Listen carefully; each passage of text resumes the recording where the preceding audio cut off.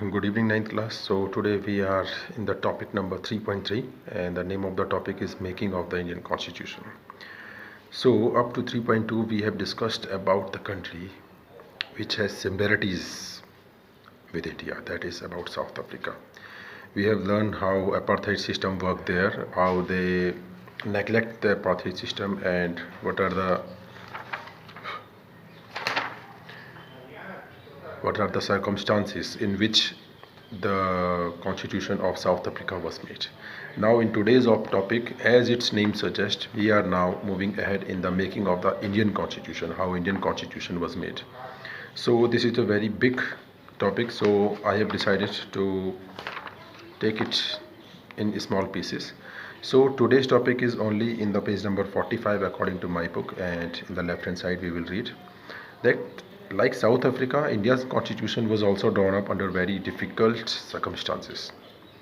So it is written that like South Africa, our constitution was also made in very difficult circumstances. And what are these circumstances? We are going to read that the making of the constitution for a huge and diverse country like India was not an easy affair, because in India the population is too much and the community and religions are also too much. So it is very difficult for our constitution maker, or you can say our constituent assembly, to make the constitution for such a diverse type of people. We cannot satisfy all the people, and in the same manner we have to look that all the people should be happy. So we have to make a constitution for such a country that is very diverse. So at the time the people of India were emerging for the status of subject to that of citizens, the country was born through a partition on the basis of religious difference. As we all know that India and Pakistan got the partition in 1947, and that was on the basis of religion. Whereas Pakistan has become a Islamic country, but India on the other hand go for a secularism in which all the religions are same. So at least 10 lakh people were killed on both sides of the border in partition related violence. We all know that in 15 August 1947 and the 1 month of 1947, about 10 lakh people of both the sides were killed.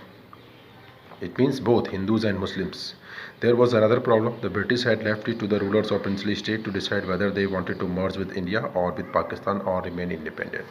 At the time of independence, there was one more problem, and that is the princely states. At that time, princely states mean that were ruled by the prince.